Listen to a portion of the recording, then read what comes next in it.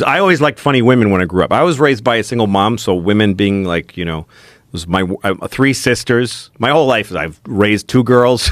All my dogs have been women. Your dogs are women? Well, girls. I don't know, women. I respect them. They're not girls. I get it. Yeah. But I always liked her. She was funny and sexy. She was hot in the young days. Yes. When she was young. Mm-hmm. She did have that look. Yep. Big nose. Hot Jewish lady. Yeah. Yeah. Hot Jewish girls. Ooh. Yeah. Well, growing up in Newton. Yeah. The hot Jewish girls were the thing. Yes. And they were cool and they were brassy and they just say the thing. No, my girlfriend in high school was Jewish and I was deeply in love with her. I had one year, senior year. Yeah? Girlfriend. She was great. I didn't care about anything else. How did it fall apart? She went to college and I didn't. I never went to college. So she went to Dartmouth. So now she's in like Ivy League school. She can't be hanging out with a loser like you. Fucking no. And I'm like showing up in a Datsun B210 to visit her. Hi. And I saw the look on her face like, dude, this you know you can't. You see these people? Yeah. Nah, man. This is over. Hurt really bad too. Oh, I saw her recently. She came and saw me on the road. Oh, really? Yeah, I was so happy to see her. God, that's got to be bizarre. Yes. First girlfriend, and we're in our 50s. Ooh. Mm-hmm. Wow. Do you ever see any of your exes?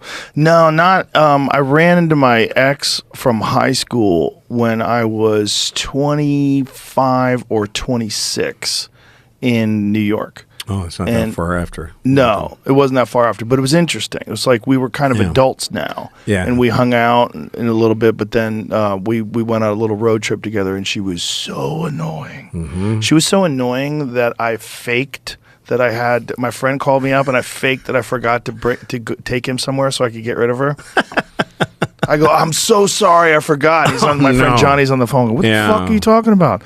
I go, dude, I forgot I'm supposed to take you there. I'm really sorry. Oh, I go, no. Listen, let me take care of it. I can still do it. Don't worry. I can take care of it. I told her, I'm really sorry, but I got to drive my friend. And I just like, God. I've lied to a lot of people.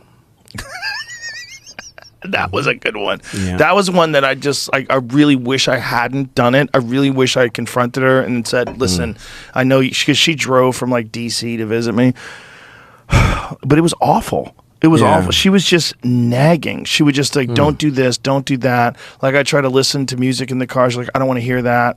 It wasn't like, why don't we listen to something that we both like? It wasn't a conversation. It was just and I remember like, oh, this is what you were like in high school. She was like. So she just wanted that back. She wanted that.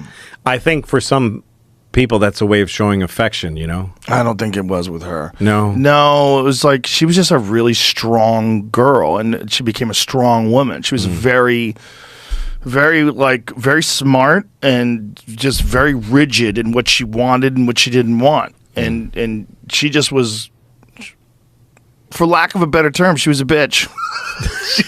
She just like... Well, and you were only 25. Yeah, and also I was free at the time. I mean, I was 25 and I was finally a professional comedian. I was actually making a living. I was doing comedy clubs. I was doing okay. I was, I mean, that gets back to the thing of life being normal and competing with comedy. You know?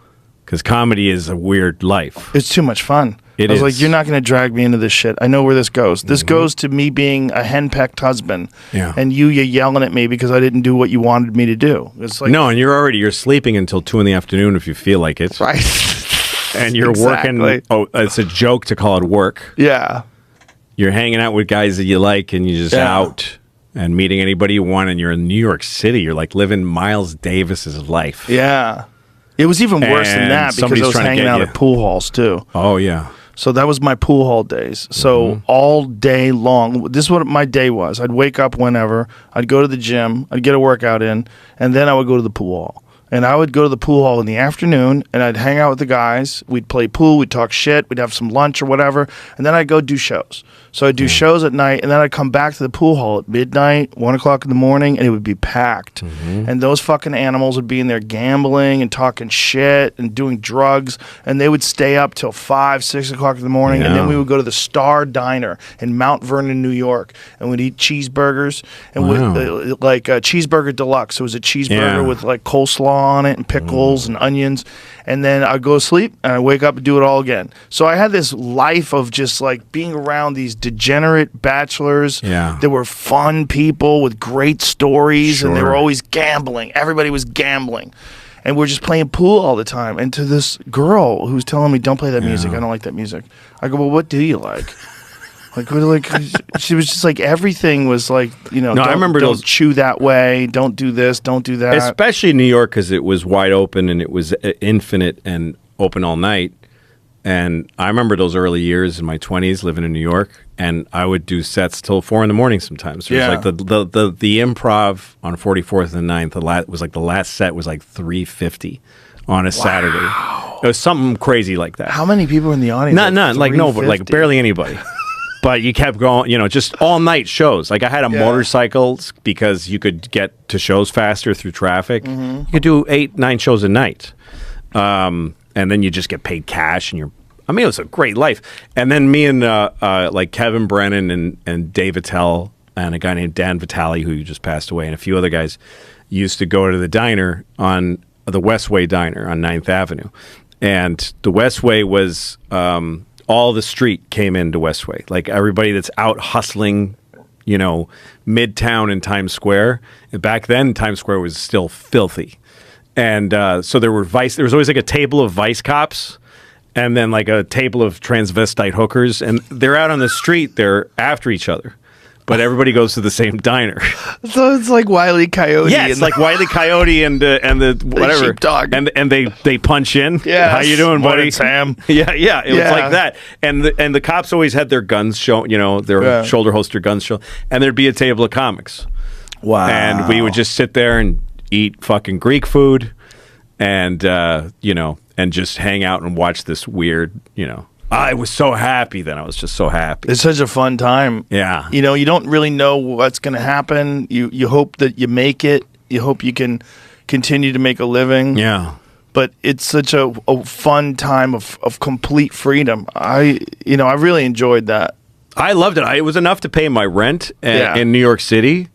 And at the time, I liked New York City a little more than I do now because there was more like cool stuff like bookstores and Tower Records, and there was more movie theaters, and there was more off the wall culture and strange stuff to see, and more restaurants and diners. There's really not all night diners in Manhattan anymore.